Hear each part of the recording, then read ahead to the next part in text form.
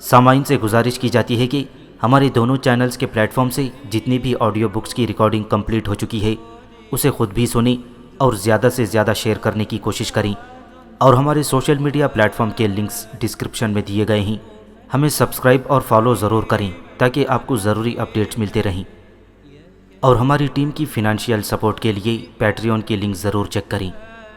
جزاک اللہ۔ بسم اللہ الرحمن الرحیم۔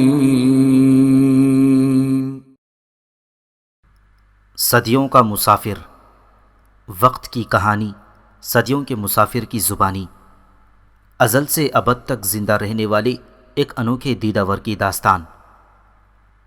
مصنف M.A. راحت۔ ایپیسوڈ 48۔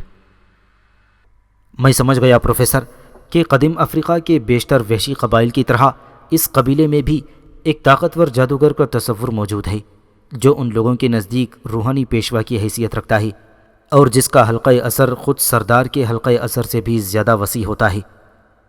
شنتالو قبیلے میں یہ حیثیت پہلے نراز کو اور پھر بعد میں دہل کو حاصل تھی، اور اب ڈیچالا قبیلے میں یہ حیثیت اگنت کو حاصل تھی۔ وہ مجھ سے متنفر تھا۔ قبیلوں کے یہ نام نہاد جادوگر باہر سے آنے والوں سے ہمیشہ اسی طرح ڈرتے رہتے تھے کہ مبادا باہر سے آنے والا کوئی شخص ان سے زیادہ با اثر اور طاقتور حیثیت کا مالک نہ بن بیٹھے۔ تم یہ بات کس طرح کہہ سکتی ہو کہ اگنت اجنبیوں کو ناپسند کرتا ہے؟ میں نے لاکوم سے پوچھا۔ کیا اس سے پہلے بھی تمہاری سرزمین پر کوئی اجنبی آ چکا ہے؟ ہاں ٹیابو، میرے اپنے ہوش کے دوران 2 مرتبہ ایسا ہو چکا ہے۔ پہلی بار جب یہ واقعہ ہوا تھا تو اس وقت میں کافی چھوٹی تھی، مگر مجھے یہ بات اس طرح یاد ہے کہ گویا کل ہی یہ واقعہ پیش آیا ہو۔ وہ ایک آدمی تھا، ہم ہی لوگوں جیسا ایک آدمی، بالکل ہمارے جیسا۔ وہ نہ جانے جنگل کے کون سے حصے سے راستہ بھٹک کر ہمارے علاقے میں آ گیا تھا۔ اس کا کہنا تھا کہ اس کا تعلق کسی دوسرے قبیلے سے ہے اور وہ شکار کے دوران اپنے ساتھیوں سے بچھڑ کر راستہ بھول کر ادھر آ نکلا ہے۔ وہ ہماری زبان پوری طرح نہیں بول سکتا تھا اور نہ ہی ہم اس کی زبان پوری طرح سمجھ سکتے تھے، تاہم وہ ہمیں اپنا مفہوم سمجھانے میں کامیاب ہو گیا اور ڈیگان نے اس کی بات سمجھ لی تھی۔ ڈیگان اسے پناہ دینے پر آمادہ ہو گیا تھا، لیکن اگنت نے اسے الگ لے جا کر سمجھایا کہ یہ شخص درحقیقت ایک بدروح ہے اور انسانی بھیس میں ہم لوگوں کو تباہ کرنے کی غرض سے یہاں آیا ہے، اور اس لیے اس کا فوری طور پر ہلاک کیا جانا ضروری ہے۔ ڈیگان اگنت کی اس بات سے خوف زدہ ہو گیا اور اس نے اس آدمی کی ہلاکت کا حکم دے دیا۔ اس اجنبی نے سردار کی بہت خوشامد کی اور اسے ہر طرح سے یقین دلانے کی کوشش کی کہ وہ صبح ہوتے ہی یہاں سے چلا جائے گا، اسے صرف رات کے وقت قیام کرنے کی اجازت دے دی جائے۔ لیکن سردار ڈیگان اگنت کے حکم کی خلاف ورزی نہیں کر سکتا تھا۔ بالآخر اس اجنبی نے یہاں تک کہا کہ وہ اسی وقت یہاں سے جانے کے لیے تیار ہے، لیکن اگنت نے ڈیگان سے کہا کہ اس بستی سے نکلتے ہی یہ اجنبی اس ساری بستی کو آگ لگا دے گا، کیونکہ وہ ایک بدروح ہے اور ہمیں نقصان پہنچانا چاہتا ہے۔ اس لیے سردار نے اسے ہلاک کروا دیا اور اس کا گوشت سارے لوگوں میں تقسیم کروا دیا گیا۔ دوسرا واقعہ آج سے کچھ دن پہلے پیش آیا۔ لاکوم نے اپنی بات جاری رکھتے ہوئے کہا تھا پروفیسر، وہ بھی ہماری ہی طرح کا انسان تھا، اس کا بھی رنگ اور جسم بالکل ہم لوگوں کی طرح کا ہی تھا۔ اسے جنگلی کتوں کے ایک غول نے گھیرے میں لے لیا تھا۔ اس کے پاس ایک کمان موجود تھی، لیکن تیر سارے ختم ہو چکے تھے۔ وہ صرف کمان کی مدد سے کتوں کو اپنے سے دور رکھنے کی کوشش کر رہا تھا۔ ہمارے قبیلے کے لوگوں نے اسے دیکھ لیا اور سب نے مل کر کتوں کو مار بھگایا۔ بستی کے لوگ اسے بستی میں لائے، لیکن اگنت نے اسے دیکھتے ہی فیصلہ سنا دیا کہ وہ خود ایک خونخوار بھیڑیا ہے جس نے انسانی شکل اختیار کر رکھی ہے، اور رات ہوتے ہی وہ اپنی اصلی شکل میں آ جائے گا اور بستی والوں کو چیر پھاڑ کر کھا جائے گا۔ ڈیگان نے اسے کہا بھی کہ اگر وہ سچ مچ میں بھیڑیا ہے تو پھر کتوں سے کیوں خوف زدہ ہے؟ تو اس کے جواب میں اگنت نے اسے بتایا کہ یہ سارے کتے بھی دراصل بدروح ہیں اور اس نے اس بستی میں داخل ہونے کے لیے یہ ڈھونگ رچایا ہے۔ پھر اگنت نے حکم دیا کہ اس شخص کو فوراً ہلاک کر دیا جائے، ورنہ وہ ساری بستی کے لوگوں کا خون پی جائے گا۔ چنانچہ اس طرح اس شخص کو بھی ہلاک کر دیا گیا۔ اب تم تیسرے اجنبی ہو جو اس بستی میں داخل ہوئے ہو۔ مجھے نہیں معلوم کہ اگنت نے تمہارے بارے میں کیا سوچا ہے، لیکن میں اتنا ضرور جانتی ہوں کہ اس نے یہاں تمہاری آمد کو پسند نہیں کیا، اور معلوم نہیں اس نے ڈیگان کو تمہارے بارے میں کیا بتایا ہے۔ لاکوم کی باتیں سن کر میں سوچ میں پڑ گیا پروفیسر۔ میں ان لوگوں کے ساتھ دوستانہ رویہ رکھنا چاہتا تھا، لیکن لاکوم نے اگنت کے بارے میں جو کچھ مجھے بتایا تھا اس کے پیش نظر اس بات کے امکانات کم ہی نظر آتے تھے کہ اگنت مجھے چین کا سانس لینے دے، اور میں یہاں کسی قسم کی محض آرائی میں خود کو الجھانا نہیں چاہتا تھا۔ مجھے تو جیسے تیسے کر کے 3 ماہ کی مدت کہیں نہ کہیں گزارنی تھی، تاکہ اس کے بعد میں شنتالو قبیلے میں واپس جا کر وہاں کے مردوں کو عورتوں کے ظلم و تشدد سے آزاد کرا سکوں۔ الصبح جب میں بیدار ہوا تھا تو پوری بستی میں جیسے کوہرام مچا ہوا تھا۔ معلوم ہوا کہ رات کو کوئی درندہ ایک جھونپڑے میں چپکے سے داخل ہوا اور ایک سوتے ہوئے بچے کو اٹھا کر لے گیا ہے۔ اس درندے کے قدموں کے نشانات اور جھونپڑے کے ٹوٹے ہوئے حصے پر اس کے جسم کے لگے ہوئے بالوں سے ان لوگوں نے یہ نتیجہ نکالا کہ وہ کوئی قداور سنہری رنگت والا شیر تھا۔ پروفیسر، سنہری رنگت والا شیر۔ آنن فانن ساری بستی میں یہ خبر گشت کر گئی کہ کوئی سنہری رنگت والا شیر رات کو ایک بچے کو اٹھا کر لے گیا ہے۔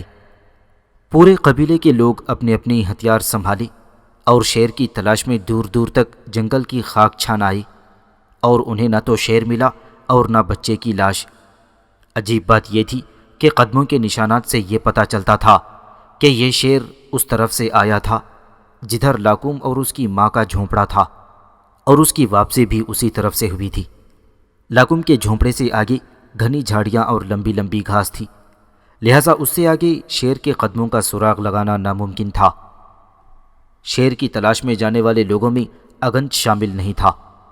جب کچھ لوگ ناکام واپس آئے تو میں نے دیکھا کہ اگنت نے، جو ان لوگوں کے انتظار میں بستی کے قریب ایک گھنے درخت کے نیچے بیٹھا ہوا تھا اور جسے اس بات کی خبر نہیں تھی کہ اس درخت کی گھنی شاخوں کے اوپر میں بیٹھا ہوا ہوں، ڈیگان کو اسی درخت کے پاس روک لیا۔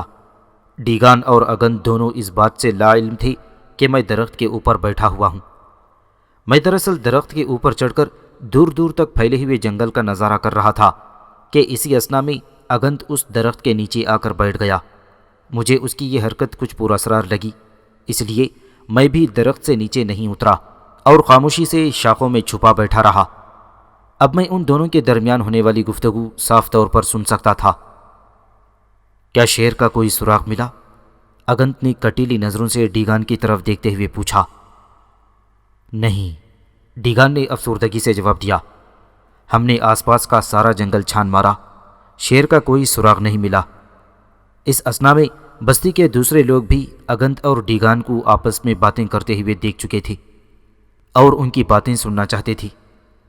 تم لوگ جاؤ، اگنت نے انہیں حکم دیا، اور صرف ڈیگان کو یہاں چھوڑ دو، مجھے اس سے کچھ ضروری باتیں کرنی ہیں۔ لوگ سر جھکا کر وہاں سے رخصت ہو گئے۔ اگنت اور ڈیگان تنہا رہ گئے۔ تم لوگ اس خونخوار شیر کو بستی سے باہر تلاش کر رہے ہو، جبکہ وہ خود بستی کے اندر موجود ہے، اگنت نے ڈیگان کی آنکھوں میں آنکھیں ڈال کر کہا تھا۔ بستی کے اندر؟ لیکن کہاں؟ ڈیگان نے بے تابی کے ساتھ کہا۔ جلدی بتاؤ اگنت، تاکہ ہم سب مل کر اسے ہلاک کر دیں۔ اسے ہلاک کرنے کے لیے اتنے بہت سے لوگوں کی ضرورت نہیں ہے، صرف کوئی ایک آدمی ہی کافی ہے، اگنت نے لاپرواہی سے جواب دیا۔ لیکن وہ ہے کہاں؟ ڈیگان نے بے صبری سے پوچھا۔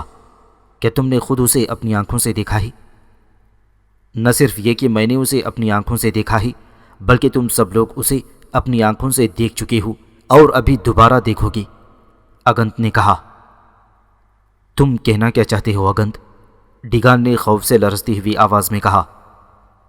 کہ تم نے اس بات پر غور نہیں کیا کہ بچے کو اٹھا کر لے جانے والے شیر کی رنگت سنہری تھی، جیسا کہ ٹوٹے ہوئے جھونپڑے میں اس کے جسم کے لگے ہوئے بالوں سے ظاہر ہوتا ہے؟ اگنت نے پوچھا۔ ہاں، ڈیگان نے جواب دیا۔ سارے لوگوں کو یہ بات معلوم ہے کہ اس شیر کی رنگت سنہری ہے۔ کیا تم نے اس سے پہلے اس جنگل میں کبھی سنہری شیر کو دیکھا ہے؟ اگنت نے پوچھا۔ میرا خیال ہے کہ میں نے اس قدر سنہرے رنگ کا شیر اس سے پہلے کبھی نہیں دیکھا، ڈیگان نے کہا۔ بالوں سے معلوم ہوتا ہے کہ اس کا بدن چاند کے کرنوں کی طرح روشن اور پیلا ہے۔ کیا اب بھی مجھے بتانے کی کوئی ضرورت ہے کہ وہ سنہری رنگت والا خوفناک شیر کون ہے؟ اگنت نے ڈیگان کی آنکھوں میں جھانکتے ہوئے کہا۔ اگنت، ڈیگان نے لرزتی ہوئی آواز میں کہا، کہیں تم یہ تو کہنا نہیں چاہتے کہ… باقی الفاظ اس کی زبان سے ادا بھی نہیں ہونے پائی اور اگنت نے اس کی بات کاٹ دی۔ میں بالکل وہی کہنا چاہتا ہوں جو تم سمجھ رہے ہو، اگنت نے کہا۔ تم میری بات کو بالکل ٹھیک طور پر سمجھ رہے ہو۔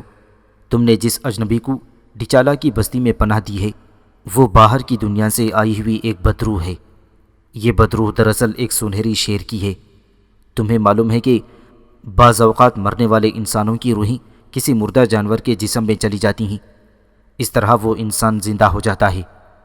پھر ان بدروحوں کو یہ طاقت حاصل ہو جاتی ہے کہ وہ جب چاہیں انسانی بھیس میں آ جائیں اور جب چاہیں جانوروں کی شکل اختیار کر لیں۔ سنہرے بدن والا یہ اجنبی جو اپنے آپ کو کسی نامعلوم دنیا کا باشندہ بتاتا ہے، دراصل یہ ایک بدروح ہے۔ یہ جب چاہتا ہے انسان کی شکل اختیار کر لیتا ہے اور جب چاہتا ہے شیر بن جاتا ہے۔ یہ راتوں کو اسی طرح شیر کا روپ دھار کر ہمارے آدمیوں کو کھاتا رہے گا۔ یہ ہمارا ہے، اسے جتنی جلدی ہو سکے ہلاک کر دو۔ لیکن اگنت، وہ شخص تو اپنی بات چیت سے اور اپنے طور طریقوں سے بڑا سیدھا سادہ سا نظر آتا ہے۔ مجھے تو اس میں بدروح ہونے کی کوئی علامت نظر نہیں آتی، ڈیگان نے ڈرتے ڈرتے کہا۔ مجھے ایک بات بتاؤ ڈیگان، اگنت نے سخت لہجے میں کہا۔ کیا تم نے، میں نے یا ہمارے بزرگوں نے کبھی اس سنہری رنگت والا انسان دیکھا ہے یا اس کے باپ نے سنا ہے؟ انسان تو صرف کالے رنگ کا ہوتا ہے، ہم سب کالے رنگ کے ہیں۔ اس سے پہلے بستی میں جو بھی شخص کبھی باہر سے آیا وہ بھی کالے رنگ کا تھا۔ سنہرا رنگ تو چیتے کا ہوتا ہے، اکثر شیروں اور شیرنیوں کا ہوتا ہے یا بعض دوسرے جانوروں کا ہوتا ہے۔ بھلا سنہری رنگ کا انسان کہاں ہوتا ہے؟ اور پھر تم اس بات پر غور کرو کہ وہ اپنے آپ کو کسی دوسرے دنیا کا باشندہ بتاتا ہے، لیکن ہمارے قبیلے کی زبان وہ بالکل ہماری طرح بولتا ہے، جبکہ اس سے پہلے ہمارے علاقے میں آنے والا کوئی بھی اجنبی ہماری زبان ٹھیک طریقے سے نہ بول سکتا تھا، نہ سمجھ سکتا تھا۔ ان ساری باتوں کا کیا مطلب ہے؟ اگنت کی اس منطق کے آگے ڈیگان لاجواب ہو گیا۔ میں نے اندازہ لگایا پروفیسر کہ ڈیگان ایک نرم دل انسان تھا اور اس کی فطرت میں نیکی تھی، لیکن وہ قبیلے کے عظیم جادوگر کے سامنے خود کو بے بس پا رہا تھا۔ مجھے ایک دن کا موقع اور دو عظیم اگنت، ڈیگان نے گڑ گڑا کر کہا۔ تم اس بات پر بھی تو غور کرو کہ وہ خود سے یہاں نہیں آیا بلکہ ہم ہی اسے گرفتار کر کے لائے ہیں۔ ممکن ہے کہ اگر ہم اسے جال پھینک کر گرفتار نہ کرتے تو وہ ندی میں نہانے کے بعد کسی دوسری طرف نکل جاتا، شاید کسی اور بستی کی طرف، کسی اور قبیلے کی طرف۔ وہ جہاں بھی جاتا وہاں کے لوگوں کے لیے عذاب بن کر جاتا، اگنت نے جواب دیا۔ ویسے تم کہتے ہو تو میں تمہیں ایک دن کا موقع اور دے دیتا ہوں۔ آج کا دن اور آج کی رات تم اسے مزید مہمان بنا کر رکھ سکتے ہو، لیکن اگر آج بھی اس نے کوئی واردات کی تو پھر کل ہمیں اسے ہر صورت میں ہلاک کر دینا ہوگا، اگنت نے فیصلہ کن لہجے میں کہا۔ مجھے تمہاری یہ بات منظور ہے، ڈیگان نے جلدی سے خوش ہو کر جواب دیا، اور وہ دونوں وہاں سے روانہ ہو گئے۔ سورج کے ڈھلنے تک شیر اور بچے کی تلاش جاری رہی۔ لوگ مختلف ٹولیوں میں بٹ کر ہتھیاروں سے مسلح ہو کر اسے ڈھونڈتے رہے، لیکن دونوں میں سے کسی کا بھی کوئی نشان نہیں ملا۔ اگنت کا پارا بہت چڑھا ہوا تھا اور لوگ اسے سخت خوفزدہ تھے۔ کوئی بھی اس کے قریب جانے یا اس سے بات چیت کرنے کی ہمت اپنے اندر نہیں پا رہا تھا۔ لوگوں میں آپس میں یہ سرگوشیاں ہو رہی تھیں کہ اگنت نے ڈچالا قبیلے کی بستی میں سنہرے بدن والے اجنبی کی آمد کو سخت ناپسند کیا ہے، اور وہ چاہتا ہے کہ اجنبی کو ہلاک کر دیا جائے۔ اور نہ جانے لوگوں تک یہ بات کس طرح پہنچ گئی تھی۔ لاکم کی ماں نے مجھے یہ بات بتا دی۔ اسے معلوم تھا کہ رات کو لاکم مجھے اگنت سے ہوشیار رہنے کا مشورہ دے چکی ہے۔ میری بیٹی کو تم بہت اچھے لگے ہو اور اس نے تمہاری بڑی تعریف کی، لاکم کی ماں ماشو نے مجھ سے کہا، اور میری بیٹی کا خیال ہے کہ تم جیسے انسان کو زندہ رہنا چاہیے۔ وہ تمہیں اگنت کے بارے میں بتا چکی ہے، وہ تمہیں سخت ناپسند کرتا ہے۔ اب ہم لوگوں کے سننے میں یہ بات آئی ہے کہ اگنت نے ڈیگان کو تمہاری ہلاکت کا حکم دے دیا ہے، لیکن ڈیگان نے اس سے ایک آدھ دن کی مہلت مانگی ہے۔ میں اور میری بیٹی تم کو مردہ نہیں دیکھنا چاہتے، اس لیے تم فوراً یہاں سے بھاگ جاؤ۔ جنگل بہت وسیع ہے اور تمہیں آگے کہیں نہ کہیں انسان کی کوئی دوسری بستی ضرور مل جائے گی، ممکن ہے وہ لوگ تمہیں پناہ دے سکیں۔ تم چپ چاپ اندھیرا ہوتے ہی خاموشی سے یہاں سے نکل جاؤ۔ تمہارا اور تمہاری بیٹی کا بہت بہت شکریہ ماشو کہ تم نے میری جان بچانے کی کوشش کی، میں نے ماشو سے کہا۔ لیکن میں یہ بات نہیں سمجھ پا رہا ہوں کہ معزز اگنت مجھ سے ناراض کیوں ہے اور وہ مجھے کیوں ناپسند کرنے لگا ہے۔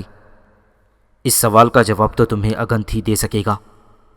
ماشو نے کہا تھا، اگنت کی باتیں اگنت ہی جانے، اس کے فیصلے اٹل ہوتے ہیں۔ مجھے جو کچھ معلوم تھا وہ میں نے تمہیں بتا دیا، اب آگے فیصلہ کرنا تمہارا کام ہے۔ اور میرا فیصلہ یہ ہے کہ میں فی الحال یہاں سے کہیں نہیں جاؤں گا، میں نے پرسکون لہجے میں جواب دیا۔ اگر معزز اگنت مجھے ناپسند کرتا ہے تو اس کی یقیناً کوئی نہ کوئی وجہ ضرور ہوگی، میں اس سے مل کر اس کی وجہ معلوم کروں گا، اور اگر اس کے دل میں میری طرف سے کوئی غلط فہمی ہے تو اسے دور کرنے کی کوشش کروں گا۔ مجھے امید ہے کہ اگنت میری بات ضرور سنے گا۔ تمہاری مرضی ٹیابو، ماشو نے کہا، لیکن بہتر یہی ہوتا کہ تم یہاں سے چلے جاتے۔ معزز اگنت نے ایک بار اگر تمہاری جان بخشی سے انکار کر دیا تو پھر دنیا کی کوئی طاقت تمہیں موت کے منہ سے نہیں بچا سکتی۔ مجھے موت کی پرواہ نہیں، میں نے بے خوفی کے ساتھ جواب دیا، اور میں آج کی رات بھی لاکم کے ساتھ ہی گزارنا چاہوں گا۔ آج کی رات تو مجھے زندہ رہنے کی اجازت ہے نا؟ میرے اس سوال کے جواب میں ماشو کے ہونٹوں پر ایک پھیکی سی مسکراہٹ آ گئی۔ اسے واقعی مجھ سے ہمدردی تھی، لیکن وہ میری ضد کے آگے مجبور تھی۔ اس اثنا میں لاکم بھی وہاں آ گئی، اور جب میں نے اسے یہ خوشخبری سنائی کہ میں آج رات بھی اس کے ساتھ گزارنا چاہتا ہوں تو اسے ذرا سے بھی خوشی نہیں ہوئی۔ سنہرے بدن والے اجنبی، اس نے افسردہ لہجے میں کہا، میں دل و جان سے تمہاری دوست ہوں اور اسی لیے تمہیں نقصان پہنچانا نہیں چاہتی۔ میری خواہش یہ ہے کہ تم فوراً یہاں سے چلے جاؤ، تمہاری زندگی سخت خطرے میں ہے۔ میں اپنی ایک رات کی خوشی کی خاطر تمہاری موت قبول نہیں کر سکتی۔ میں اپنے قانون سے سن کر آئی ہوں کہ اگنت نے تمہاری زندگی کے لیے ڈیگان کو صرف آج رات کی مہلت دی ہے۔ کل دن میں کسی بھی وقت تمہیں ہلاک کر دیا جائے گا۔ تمہاری بہتری اسی میں ہے کہ تم فوراً چپکے سے یہاں سے بھاگ جاؤ۔ اگر تم مجھ سے دور رہ کر زندہ رہو گی تو یہ بات میرے لیے زیادہ خوشی کا باعث ہوگی۔ تمہاری ماں نے بھی مجھے یہی مشورہ دیا تھا، میں نے اطمینان سے جواب دیا پروفیسر، لیکن میں نے اسے یہ بھی بتا دیا ہے اور تمہیں بھی یہ بتا دینا چاہتا ہوں کہ میں بھاگنے والوں میں سے نہیں ہوں۔ اگر اگنت کو مجھ سے کوئی شکایت ہے تو میں اس سے بات کر کے اس کی شکایت کا ازالہ کرنے کی کوشش کروں گا۔ میں نے کسی کا کچھ نہیں بگاڑا، وہ لوگ مجھے کیوں ہلاک کر دیں گے؟ اوہ، تم نہیں سمجھ سکتے ٹیابو، تم کچھ بھی نہیں سمجھتے، لاگوم نے اس بار جھنجھلاہٹ میں کہا تھا۔ تم اگنت کو نہیں جانتے، وہ کسی بھی اجنبی کو زندہ نہیں چھوڑتا، یہ بات میں تمہیں پہلے بھی بتا چکی ہوں۔ وہ تمہیں انسان نہیں سمجھتا، لیکن میں اس پر یہ ثابت کر دوں گا کہ میں انسان ہوں، میں نے مسکراتے ہوئے کہا۔ تم میری بات سے بالکل بے فکر رہو، تمہیں پریشان ہونے کی کوئی ضرورت نہیں، سب کچھ ٹھیک ہو جائے گا، اگنت میری بات مان جائے گا، مجھے اپنی بات منوانے کا ڈھنگ آتا ہے۔ کاش کہ ایسا ہی ہو سکتا، لاکم نے اداس لہجے میں کہا۔ صبح ہوتے ہی بستی میں ایک بار پھر چیخ و پکار مچ گئی۔ میں ابھی لاکم کے جھونپڑے میں ہی تھا کہ بستی کے بہت سے مسلح لوگوں نے جھونپڑے کو چاروں طرف سے گھیر لیا۔ میں لاکم اور ماشو کے ساتھ جھونپڑے سے باہر نکل آیا۔ لوگوں کے مجمع کے آگے اگنت کھڑا ہوا تھا اور اس کے پیچھے ڈیگان تھا۔ ڈیگان کی نگاہوں میں گہری افسردگی کی جھلک نظر آ رہی تھی۔ سن اے سنہری بدن والی بدروح، اگنت نے نفرت، حقارت اور غصے کے ساتھ مجھے مخاطب کرتے ہوئے کہا، میں اپنے جادو کے زور سے تیری حقیقت کو اچھی طرح سمجھ چکا ہوں۔ پرسوں رات تو نے ایک بچے کو اپنا نشانہ بنایا اور تو اسے کھا گیا۔ میں نے ڈیگان کے کہنے پر تجھے ایک رات کی مہلت اور دی تھی، اور تو نے کل رات ایک لڑکی کو کھا لیا۔ تو اس کے جھونپڑے میں پیچھے کی طرف سے گھاس کی دیوار توڑ کر داخل ہوا اور تو نے اس طرح اس کی گردن دبوچ لی کہ اس کے منہ سے ایک آواز بھی نہ نکل سکی۔ تو اب تک 2 خون کر چکا ہے اور اب تو میرے ہاتھوں سے بچ کر کہیں نہیں جا سکتا۔ مرنے کے لیے تیار ہو جا، مجھے بدروحوں کو ہلاک کرنے کا علم اچھی طرح سے آتا ہے۔ ہم بدروحوں کو جلتے ہوئے الاؤں میں جھونک دیتے ہیں اور اس طرح ان کا ہمیشہ کے لیے خاتمہ ہو جاتا ہے۔ تیرے ساتھ بھی یہی عمل کیا جائے گا۔ تم غالباً یہ کہنا چاہتے ہو کہ کل اور پرسوں بستی میں جو رات کے وقت 2 وارداتیں ہوئی ہیں وہ کسی جنگلی درندے نہیں بلکہ میں نے وہ کی ہیں۔ میں نے اگنت کی آنکھوں میں آنکھیں ڈال کر پوچھا۔ ویسے سچ تو یہ ہے پروفیسر کہ اس کی یہ بات سن کر میرا دل مچل گیا تھا کہ وہ مجھے جلتے ہوئے الاؤں میں ڈالنا چاہتا ہے۔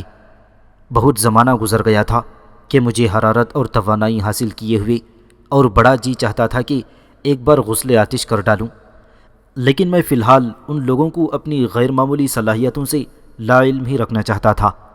اگر وہ مجھے آگ میں جھونک دیتی اور میں وہاں سے زندہ سلامت نکل آتا تو پھر ان میں سے کسی کو بھی یہ شبہ نہ رہتا کہ میں واقعی کوئی بہت ہی بھیانک قسم کی بدروح ہوں اور میرے خلاف پوری بستی میں خوف اور نفرت کی لہر دوڑ جاتی ہے۔ میں اس صورتحال سے بچنا چاہتا تھا۔ وہ جنگلی درندہ تیرے علاوہ اور کوئی نہیں ہو سکتا، اگنت نے سختی کے ساتھ جواب دیا۔ تو دن میں انسانی بھیس میں رہتا ہے اور آدھی رات گزرنے کے بعد سنہری رنگ کے آدم خور شیر کا روپ دھار لیتا ہے اور لوگوں کے شکار کو نگل کھڑا ہوتا ہے۔ تو اس بستی کے لیے تباہی اور عذاب ہی بن کر آیا ہے، لیکن ہم تجھے اس طرح تباہی پھیلانے کی اجازت نہیں دے سکتے۔ تجھے مرنا ہوگا۔ چل باہر نکل اور ہمارے ساتھ چل۔ سنو اگنت، میں نے سنجیدگی سے کہا، تم اس قبیلے کے سب سے زیادہ معزز شخص ہو، تم جادوگر ہو، لیکن کیا تمہارا جادو تمہیں یہ بتانے سے قاصر ہے کہ انسان کون ہے اور حیوان کون ہے؟ تم نے جو الزامات میرے اوپر لگائے ہیں وہ سراسر غلط ہیں۔ میں نہ کوئی درندہ ہوں اور نہ کوئی بدروح، اور نہ ہی میں اپنی شکل بدل سکتا ہوں۔ میں تو ایک سیدھا سادھا سا عام انسان ہوں جسے تم لوگ زبردستی گرفتار کر کے اپنے ساتھ لائے ہو۔ یہ محض ایک اتفاق ہے کہ میرے آنے کے فوراً بعد ہی کسی جنگلی درندے نے تمہاری بستی میں وارداتیں شروع کر دی ہیں۔ تیری ہلاکت کے بعد وارداتوں کا یہ سلسلہ ختم ہو جائے گا، اگنت نے اطمینان سے کہا۔ اور اگر میری ہلاکت سے پہلے ہی وارداتوں کا یہ سلسلہ ختم ہو جائے تو؟ میں نے پوچھا۔ تو اس کا مطلب اس کے سوا اور کچھ نہیں ہوگا کہ تو نے وقتی طور پر اپنی سرگرمیاں روک دی ہیں اور موقع ملتے ہی تو انہیں دوبارہ شروع کر دے گا۔ اس بار اگنت نے قوت کے ساتھ کہا تھا۔ سنو معزز اگنت، میں نے کہا، اتنی بدگمانی ٹھیک نہیں ہے۔ تم مجھے موقع دو، میں اس خونی درندے کو اپنے ہاتھ سے گرفتار کر کے اور اسے ہلاک کر کے تمہارے سامنے پیش کروں گا جو یہ وارداتیں کر رہا ہے۔ مجھے درندوں سے نمٹنے اور انہیں قابو میں کرنے کا فن بخوبی آتا ہے۔ میں تم سے صرف 2 دن کی مہلت چاہتا ہوں۔ اسے مہلت دے دو معزز اگنت، ڈیگان جلدی سے بولا۔ ہو سکتا ہے یہ سچ کہہ رہا ہو، شاید کوئی درندہ رات کے وقت آ کر بستی میں لوگوں کو ہلاک کر جاتا ہو۔ اگر یہ اس درندے کو پکڑ کر ہلاک کرنے میں کامیاب ہو جاتا ہے تو اس کا مطلب یہ ہے کہ یہ سچا ہے۔ تمہاری نرم دلی اور سادہ لوحی ہم سب کے لیے تباہ کن ثابت ہوگی، اگنت نے ڈیگان کو گھورتے ہوئے کہا۔ تاہم میں اس شرط پر 2 راتوں کی مہلت اسے دے سکتا ہوں کہ قبیلے کے لوگوں میں سے کوئی بھی شخص تمہارے علاوہ خود کو اس وعدے کے ساتھ اسے میرے حوالے کر دے کہ اگر ٹیابو بھاگ گیا تو اس کے بدلے میں اس شخص کو ہلاک کر دیا جائے گا۔ اگنت نے یہ اتنی بڑی شرط جان بوجھ کر لگائی تھی کیونکہ اس کا خیال تھا کہ قبیلے میں کوئی شخص اس کی بات کی ضمانت فراہم کرنے کے لیے تیار نہیں ہوگا اور وہ بآسانی میری ہلاکت کا حکم صادر کر سکے گا۔ ظاہر ہے کہ اگنت کو یہ بات معلوم نہیں تھی کہ لاکم اور اس کی ماں ماشو دونوں نے ہی مجھے اس سے پہلے اس بات کا مشورہ دے چکی ہیں کہ میں وہاں سے بھاگ جاؤں، اور میں نے ان کا مشورہ تسلیم کرنے سے انکار کر دیا تھا۔ چنانچہ اس وقت اگنت کی حیرت کی انتہا نہ رہی جب لاکو نے اپنی جگہ سے 2 قدم آگے بڑھ کر یہ کہا، مجھے معزز اگنت کی یہ شرط منظور ہے اور میں خود کو اس کے سامنے پیش کرتی ہوں۔ اگر ٹیابو فرار ہو جائے تو میں اس کی جگہ مرنے کے لیے بخوشی تیار ہوں۔ اگنت کی جیسے زبان گونگ ہو گئی، وہ شدید حیرت اور استعجاب کے عالم میں لاکم کی شکل دیکھتا رہ گیا اور چند لمحوں کے توقف کے بعد گویا ہوا، لڑکی، کیا تجھے معلوم ہے کہ تو کیا کہہ رہی ہے اور اس کا نتیجہ کیا نکل سکتا ہے؟ تو جان بوجھ کر اپنی موت کو آواز دے رہی ہے۔ میں اپنی موت کو آواز نہیں دے رہی ہوں، لاکم نے گہرے اطمینان سے کہا۔ مجھے معلوم ہے کہ ٹیابو جھوٹ نہیں بولتا، وہ یہاں سے فرار ہو کر نہیں جائے گا، اور اگر وہ فرار ہو گیا تو اسے کس طرح روک لے گی؟ اگنت نے پوچھا۔ تجھے یقین رکھنا چاہیے کہ اس کے فرار کی صورت میں تیری جان کی بخشش کسی طرح بھی نہیں ہو سکے گی۔ مجھے اس کا علم ہے معزز اگنت، لاکم نے اسے متانت کے ساتھ کہا۔ اگنت موجودہ صورتحال سے سخت پریشان تھا۔ غالباً اسے اس بات کی ہرگز توقع نہیں تھی کہ اس قبیلے کے لوگوں میں سے کوئی بھی ایسا نکل آئے گا جو میری خاطر اپنی جان کی ضمانت فراہم کرنے سے گریز نہیں کرے گا۔ اس نے میری زبان بند کرنے اور ڈیگان کو مجبور کرنے کی غرض سے یہ شرط پیش کی تھی۔ اسے پورا یقین تھا کہ اس شرط کی تکمیل نہیں کی جا سکے گی، لیکن اب وہ سخت مشکل میں پھنس گیا تھا۔ اس کی پیش کردہ شرط منظور کر لی گئی تھی اور اس کے پاس اس کے علاوہ اور کوئی چارہ نہیں رہا تھا کہ مجھے 2 راتوں کی مہلت مزید دے دی، لیکن پھر بھی اس نے ایک آخری حربہ استعمال کرنے کی کوشش کی۔ ماشو، اس نے لاکم کی ماں کو مخاطب کرتے ہوئے کہا، کیا تو دیکھ اور سن رہی ہے کہ تیری بیٹی کیا کہہ رہی ہے؟ کیا تو اسے سمجھا نہیں سکتی؟ اسے اس غلط اور خطرناک کام سے روک نہیں سکتی؟ ایک ماں کی حیثیت سے تیرا یہ فرض ہے کہ تو اس کی زندگی کی حفاظت کرے۔ میرے خیال میں لاکم کی زندگی کو کوئی خطرہ لاحق نہیں ہے محترم اگنت۔ ماشو نے اگنت کی توقع کے بالکل خلاف جواب دیا۔ ٹیابو ایسا آدمی نہیں ہے کہ جو کسی کو دھوکہ دے سکے۔ مجھے امید ہے کہ معزز اگنت کو اس بارے میں جو غلط فہمی پیدا ہو گئی ہے وہ جلد ہی دور ہو جائے۔ ماشو کی اس بات سے اگنت اور بھی زیادہ پریشان ہو گیا، اور اس کے پاس اس کے علاوہ اور کوئی راستہ نہیں رہا تھا کہ اس نے جو وعدہ کیا ہے اسے پورا کرے۔ اچھی بات ہے، اس نے جھنجھلائے ہوئے لہجے میں کہا۔ لاکم کو میرے جھونپڑے میں قید کر دیا جائے اور اسے 2 راتوں تک وہیں رکھا جائے۔ میرے شاگرد اس کی حفاظت کریں گے۔ اس عرصے کے دوران ٹیابو کو اس بات کا موقع دیا جائے گا کہ وہ اپنے آپ کو بے قصور ثابت کرے، لیکن اگر وہ اپنے وعدے کے مطابق اس درندے کو ہلاک یا گرفتار نہیں کر پایا جو اس کے کہنے کے مطابق کوئی جنگلی درندہ ہی، تو یہی سمجھا جائے گا کہ ٹیابو خود ہی درندہ ہی اور اسے آگ میں ڈال دیا جائے گا۔ اور اگر اس اثنا میں ٹیابو بھاگنے میں کامیاب ہو گیا تو بالکل یہی سزا لاکم کو دی جائے گی۔ لاکم، کیا تم نے میری بات پورے غور سے سن لی ہے؟ کیا تو اس سزا کے لیے تیار ہے؟ میں تیار ہوں معزز اگنت، لاکم نے پرسکون لہجے میں کہا۔ میں تجھے سوچنے کے لیے ایک موقع اور دیتا ہوں، اگر تو چاہے تو اپنے فیصلے پر نظر ثانی کر سکتی ہے، ایسا نہ ہو کہ تجھے پچھتانے کا وقت بھی نہ مل سکے۔ اگنت نے کہا تھا۔ میں نے اچھی طرح سوچ لیا ہے محترم اگنت، اور یہ میرا آخری فیصلہ ہے، لاکم نے کہا۔ اچھی بات ہے، اگنت نے خونخوار نظروں سے باری باری مجھے اور لاکم کو دیکھتے ہوئے کہا۔ پھر اس نے 2 آدمیوں کو اشارہ کیا اور ان سے کہا، لاکم کو لے کر جاؤ اور اسے میرے جھونپڑے میں بند کر دو۔ اس کے دونوں ہاتھ باندھ دو، اور ہاتھ صرف اس وقت کھولنا جب اسے کھانا دیا جائے گا۔ اور تو، اس نے میری طرف مخاطب ہو کر کہا، تیرے لیے آج اور کل کی رات آزادی کی رات ہے۔ اگر تو لاکم کی زندگی چاہتا ہی تو یہاں سے فرار ہونے کی کوشش مت کرنا، اور یہ بھی یاد رکھ کہ اگر تو فرار ہو بھی گیا تو مجھے مفرور بدروہوں کو دوبارہ اپنے قبیلے میں لانے کا طریقہ بھی معلوم ہے۔ تو مجھ سے بچ کر کہیں نہیں جا سکے گا۔ ہاں، البتہ لاکم مفت میں ماری جائے گی۔ اتنا کہہ کر اگنت وہاں سے روانہ ہو گیا۔ 2 آدمیوں نے بڑھ کر لاکم کو ہاتھ سے پکڑ لیا۔ لاکم نے کوئی مزاحمت نہیں کی اور مجھے دیکھ کر مسکراتی ہوئی ان لوگوں کے ساتھ چلنے لگی۔ ذرا دیر میں سب لوگ وہاں سے چلے گئے، صرف میں، ماشو اور ڈیگان رہ گئے تھے۔ ہم تینوں جھونپڑے کے اندر آ گئے۔ ڈیگان کافی پریشان نظر آ رہا تھا۔ اس کی سمجھ میں نہیں آ رہا تھا کہ وہ خود اگنت کی بات پر بھروسہ کرتے ہوئے مجھے بدروح سمجھتا رہی یا میرے اپنے دعوے کے مطابق مجھے انسان گردانے۔ ٹیابو، اس نے مجھ سے مخاطب ہو کر کہا، لاکم نے تمہارے لیے بہت بڑا خطرہ مول لے لیا ہے اور اب اس کی زندگی تمہارے ہاتھ میں ہے۔ میں اس لڑکی کی جرأت اور بہادری کی داد دیے بغیر نہیں رہ سکتا جس نے ایک اجنبی کی خاطر اتنا بڑا قدم اٹھایا اور اپنی زندگی داؤ پر لگا دی۔ ڈیگان گول مول سے انداز میں بات کر رہا تھا۔ مجھے اس بات کا پورا احساس ہے ڈیگان، میں نے سنجیدگی سے کہا۔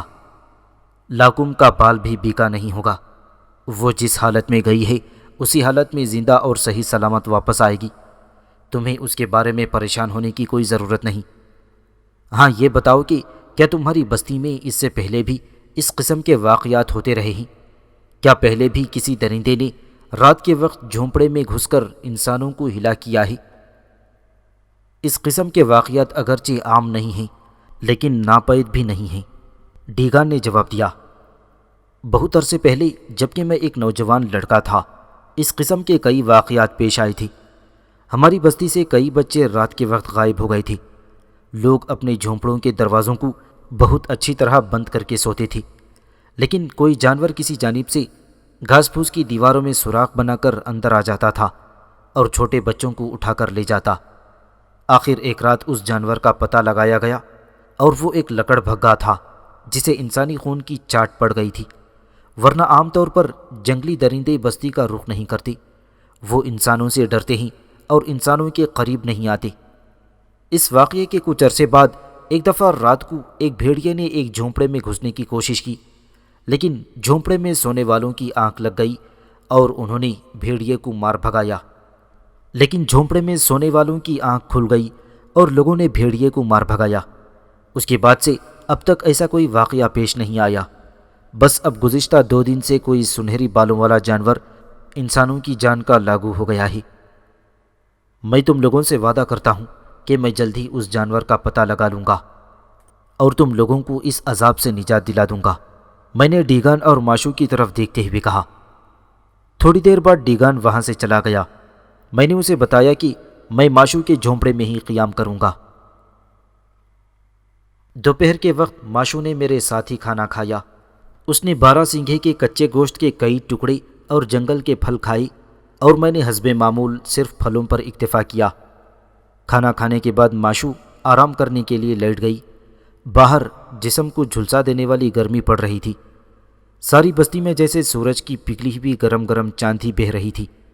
آسمان سے آگ برس رہی تھی، لیکن گھاس پھوس کے بنے ہوئے اس جھونپڑے میں ٹھنڈک تھی۔ ماشو کو اس وقت کوئی اور کام نہیں تھا، اس لیے اس نے مجھے بھی لیٹ کر آرام کرنے کا مشورہ دیا اور میں ایک طرف کو ہو کر آرام کرنے لگا تھا۔ سہ پہر تک میں جھونپڑے کے اندر آرام کرتا رہا۔ اس کے بعد شام ہونے سے پہلے پہلے ہم دونوں باہر نکل آئے۔ میں ساری بستی میں لوگوں کی نگاہوں کا مرکز بنا ہوا تھا۔ جدھر سے بھی میں گزرتا لوگ مجھے غور سے دیکھتے اور آپس میں چپکے سرگوشیاں کرنے لگتے۔ یقیناً ان میں سے بہت سے لوگ مجھے بدروح اور درندہ سمجھ رہے ہوں گے اور دل ہی دل میں وہ مجھ سے خوف زدہ بھی ہوں گے۔ میں ماشو کے جھونپڑے سے نکل کر سیدھا ڈیگان کے پاس پہنچا اور میں نے اسے درخواست کی کہ وہ مجھے ان دونوں جھونپڑوں میں لے چلے جہاں کل اور پرسوں رات کو درندوں نے 2 وارداتیں کی تھیں۔ ڈیگان اس کے لیے بخوشی راضی ہو گیا اور مجھے اپنے ساتھ لے کر چل پڑا۔ وہ دونوں جھونپڑے جن میں درندوں نے وارداتیں کی تھیں بستی کے شمالی سرے پر واقع تھیں اور شمال کی طرف جنگل بہت زیادہ گھنا اور تاریک تھا۔ میرے لیے یہ سمجھنا بالکل دشوار نہیں تھا کہ درندہ شمال ہی کی طرف سے آیا ہے، اور اگر وہ آج رات بھی آئے گا تو وہ اسی جانب سے آئے گا۔ دونوں جھونپڑے ایک دوسرے کے قریب قریب واقع تھی اور ان کے پیچھے سے ان کی گھاس پھوس کی دیواروں کو توڑا گیا تھا۔ ان دونوں جھونپڑوں کے کچھ فاصلے پر تیسرا جھونپڑا تھا۔ میں نے اندازہ لگایا کہ آج رات درندہ دوبارہ ادھر آیا تو اس کا رخ اس تیسرے جھونپڑے کی طرف ہوگا۔ میں نے ڈیگان سے کہا کہ وہ اس تیسرے جھونپڑے کی مکینوں سے کہے کہ وہ آج رات کے لیے کہیں اور منتقل ہو جائیں، کیونکہ میں اس میں خود قیام کرنا چاہتا ہوں۔ ڈیگان نے فوراً میرے لیے اس بات کا بندوبست کروا دیا اور جھونپڑے کے مکین دوسری جگہ منتقل ہو گئے۔ اب میں نے ڈیگان سے کہا کہ اگر وہ میرے لیے کسی ہرن یا کسی ایسے چھوٹے جانور کا بندوبست کر سکے تو بہت اچھا ہوگا۔ ابھی شام ہونے میں کافی دیر تھی اور یہ کام کوئی زیادہ مشکل نہیں تھا۔ کوئی 1 گھنٹے کے اندر اندر ڈیگان نے میرے لیے ایک چھوٹے سے قد کے 12 سینگھے کا بندوبست کر دیا۔ اب میں نے چھال کی بنی ہوئی رسی کا ایک لمبا اور مضبوط ٹکڑا لیا اور لکڑی کے ایک نوکیلے اور لمبے ٹکڑے کو جھونپڑوں کے کچے فرش میں میخ کی طرح خوب مضبوطی سے ٹھوک دیا تھا اور 12 سینگھے کو اس کے ساتھ رسی کے ذریعے سے باندھ دیا۔ اس کے بعد میں نے جھونپڑے کی پچھلی دیوار کے کچھ حصے کو توڑ دیا تھا، لیکن پوری طرح سے نہیں۔ ڈیگان میرے ان سارے انتظامات کو بڑی دلچسپی کے ساتھ دیکھتا رہا اور اس کے لیے یہ سمجھنا مشکل نہیں تھا کہ میں کیا کرنے جا رہا ہوں، لیکن ایک بات اسے مسلسل پریشان کیے جا رہی تھی۔ میں نے اب تک اس سے آدمیوں کے لیے نہیں کہا تھا۔ میں نے اسے یہ نہیں بتایا تھا کہ درندے پر قابو پانے کے لیے مجھے اپنے علاوہ کتنے اور آدمی درکار ہوں گے اور کتنے ہتھیاروں کی ضرورت ہوگی۔ آخر اس سے رہا نہ گیا اور اس نے مجھ سے پوچھ ہی لیا، تمہیں اپنی رات کی اس مہم کے لیے کتنے آدمیوں کی ضرورت ہوگی ٹیابو؟ مجھے بتاؤ، میں تمہارے لیے آدمیوں کا بھی انتظام کر دوں گا اور ہتھیاروں کا بھی۔ میں ان لوگوں کو زیادہ غرق حیرت نہیں کرنا چاہتا تھا پروفیسر، اس لیے میں نے ڈیگان سے کہا، مجھے آدمیوں کی کوئی ضرورت نہیں، کیونکہ میں اپنے ساتھ دوسروں کی جان کو خطرے میں ڈالنا پسند نہیں کرتا۔ البتہ اگر تم مجھے کوئی بھاری ہتھیار فراہم کر دو تو میں تمہارا شکر گزار رہوں گا۔ حالانکہ مجھے اس کی بھی کوئی ضرورت نہیں تھی پروفیسر۔ تو کیا تم تنہا درندے کا مقابلہ کرنے کا ارادہ رکھتے ہو؟ ڈیگان نے حیرت سے سوال کیا۔ نہیں، اس بارے میں زیادہ پریشان ہونے کی ضرورت نہیں، میں نے ڈیگان کو دلاسا دیتے ہوئے کہا۔ تم صرف ہتھیاروں کا بندوبست کرو اور اس کے بعد بے فکر ہو جاؤ۔